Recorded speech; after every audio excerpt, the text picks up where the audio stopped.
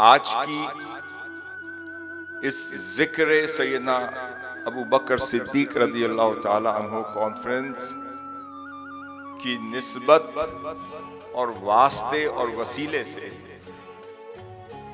हम आका अलैहिस्सलातु वस्सलाम के उस अदब और मोहब्बत के समंदर में से कुछ कतरे समेट सके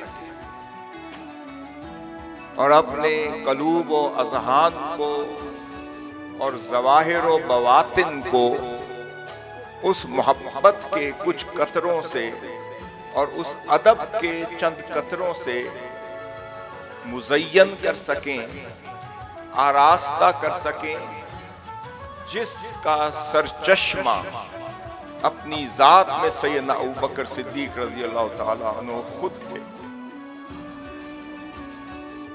और उस अदब बारगाहे मुस्तफ़वियत में अलैहिस्सलातु वस्सलाम कुछ ज़र्रे अपने आप को और अपने ईमान को चमकाने के लिए जमा कर सकें, जिसमें सैयदना अबू बकर सिद्दीक रज़ी अल्लाह ताला अन्हु का कोई ना सानी था ना उनके कोई मिस्ल था।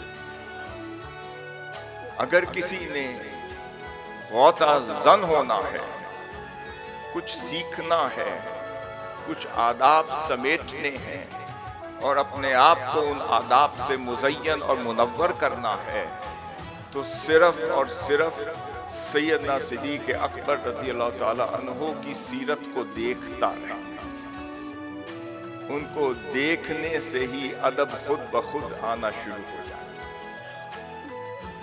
सैयदा उम्मुल मोमिनीन इस वाक़े को बयान करती हैं, मुख्तलिफ कुतुब में तअद्दुद के साथ ये बयान आया है, ये नकल हुआ है। आप फरमाती हैं कि एक रोज हम अपने बाबा जान सैयदना अबू बकर सिद्दीक रज़ी अल्लाह ताला अन्हु के साथ मक्का मुकरमा में अपने घर में मौजूद थे। दिन का वक्त था, जब सूरज की हरारत महसूस होने लगी तो अचानक सैयदा उम्मुल मोमिनीन फरमाती हैं कि मैं देखती हूँ कि अचानक आका अलैहिस्सलातु वस्सलाम हमारे घर में तशरीफ ले आए और साथ ही अपने कमेंट्स देते हुए आप फरमाती हैं, जिसे इब्ने हिशाम अस्सीरा अन-नबविया में नकल कर रहे हैं और इब्ने कसीर अल-बिदाया व निहाया में नकल कर रहे हैं और दीगर कुतुब में भी तवातुर से आया है। फरमाती हैं कि मा जाअ रसूलुल्लाहि हाज़िहि साअ इल्ला लिअम्रि हदसा। फरमाती हैं कि आका सल्लल्लाहु अलैहि वसल्लम एक ऐसे वक्त में अचानक हमारे घर तशरीफ लाए। अमूमन आप जब भी तशरीफ लाते थे, आपकी तशरीफ आवरी का ये वक्त नहीं होता। फिर फरमाते हैं यकीनन कि कोई खास मामला जरूर था जिसके सबब आप इस वक्त तशरीफ ला रहे हैं। फलम्मा दखला, जब आका सल्लल्लाहु सैयदना अबू बकर सिद्दीक रज़ी अल्लाह ताला अन्हु के घर तशरीफ लाए, दाखिल हो गए, कदम रंजा फरमा दिया, तो सैयदना अबू बकर सिद्दीक रज़ी अल्लाह ताला अन्हु अपने बिस्तर मुबारक पर आराम फरमा रहे थे, इस्तराहत फरमा रहे थे। उम्मुल मोमिनीन आपकी साहबजादी फरमाती हैं, जब मेरे बाबा जान ने आका अलैहिस्सलातु वस्सलाम को ऐसे वक्त में तशरीफ लाते हुए देखा जिसके सबब ही तो वो रिलैक्स कर रहे थे, कि उन्हें मालूम था कि इस वक्त और इन औकात में अमूमन आका अलैहिस्सलातु वस्सलाम तशरीफ नहीं लाते। जब अचानक निगाह पड़ी कि आका अलैहिस्सलातु वस्सलाम तो सामने खड़े हैं, तो ताज्जुब में पड़ गए। उसी वक्त बिस्तर छोड़ दिया, उठ खड़े हुए और आका अलैहिस्सलाम के लिए अपना बिस्तर मुबारक पेश कर। फजलसा रसूलुल्लाह सल्लल्लाहु अलैहि वसल्लम, आका अलैहिस्सलाम तशरीफ फरमा हुए और फिर सैयदा उम्मुल मोमिनीन के अल्फाज हैं, आप फरमाती हैं वलैसा इंदा अबी बकरिन इल्ला अना व उख्ती अस्माउ बिन्तु अबी बकर। अब पूरा नक्शा खींच रही हैं कि उस वक्त इत्तेफाक से उस हुजरा मुबारक में मेरे सिवा और मेरी छोटी हमशीरा सैयदा अस्मा बिन्ते अबी बकर के अलावा और कोई नहीं था। अब आका अलैहिस्सलाम फरमाते हैं फ़क़ाल रसूलुल्लाह, आप तशरीफ ले आए और अंदाज बेतकल्लुफी का था, और बेतकल्लुफी उनसे होती है जो बहुत महबूब तर। और उस अंदाज में फरमाया अखरिज अन्नी मन इंदक, ए अबू बकर कोई खास बात करने आया हूं, जो भी तेरे कमरे में घर वालों में मौजूद है उन्हें बाहर निकाल दो ताकि राज की बात कर सकें।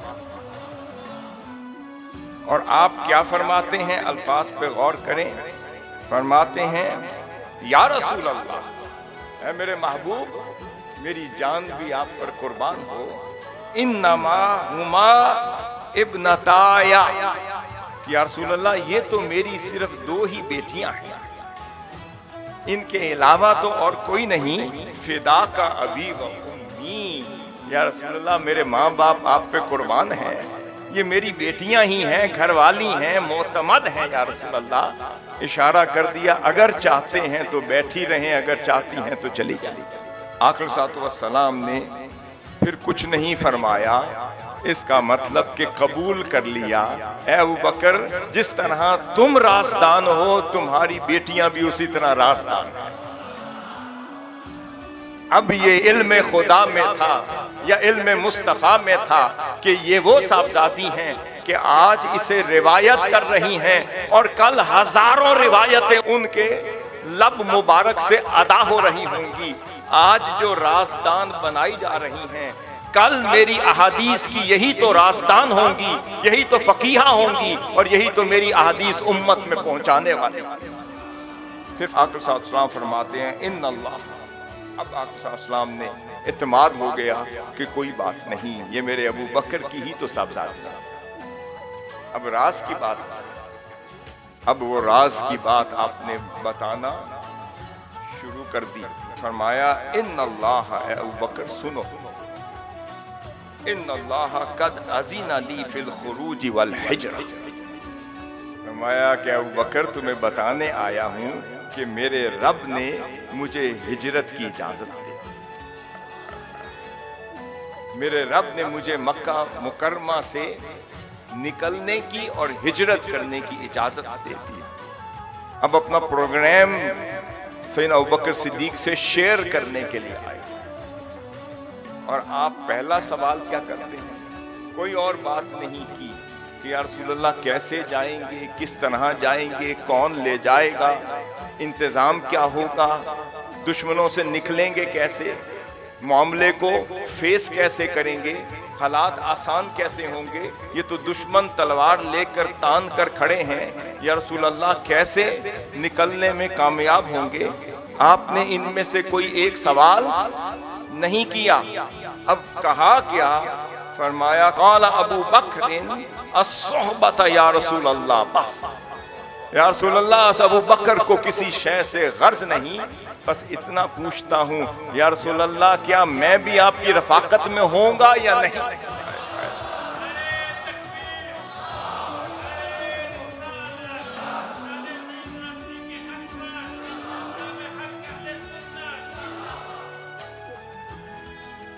या रसूल अल्लाह मैं तो बस ये जानना चाहता हूँ क्या आपका रफीक के सफर मैं हूँ या कोई और है। अब उन्हें भी पता था इज़्न तो हुजूर को वहां से आना है, और यकीनन जब हुजूर ने सफर पर जाना है तो कोई तो हुजूर का सफरे यार भी होगा, सफरे गारे यार भी होगा, रफी के सफर भी होगा, कोई तो चुना जाएगा। वो कौन खुशकिस्मत होगा कि जिसका नाम हुजूर के नाम से जोड़ा जाए। अब लफ्ज था बड़ा अदब पर मबनी। बात यहां से शुरू हो रही है कि अदब सिर्फ दिखाया नहीं जाता, अदब बिन देखे भी नजर आता है। अदब खुद से बोलता है, अदब जुबान से निकलता है, अदब अदाओं से नजर आता है, अदब तो अपनी चाल में नजर आता है, अदब तो अपनी अदाओं में नजर आता है। फरमाया अस्सोहबत या रसूल अल्लाह, या रसूल आपको तो पता है मेरे दिल में क्या है। फरमाया अबू बकर तू ही मेरे सफर में साथ होगा।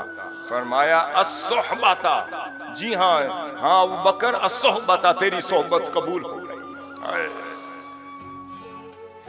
फिर फरमाया अस्सोहबता, एक दो तीन दफा फरमाया अस्सोहबता या रसूल, फरमाया अस्सोहबता अस्सोहबता या रसूल, अस्सोहबता अस्सोहबता या रसूल अल्लाह। या रसूल अल्लाह मेरी ही सोहबत है, कोई मुगालता मुझे तो नहीं लग रहा। फरमाया तेरी ही सोहबत होगी, हाय हाय मैं ही होऊंगा तू ही होगा, मैं ही रफीक होऊंगा तू ही होगा। बता दिया कि सोहबते यार और सोहबते गार और सोहबते सफर में हिजरत मदीना की तरफ सवाए अबू बकर के किसी की लॉटरी नहीं खुली।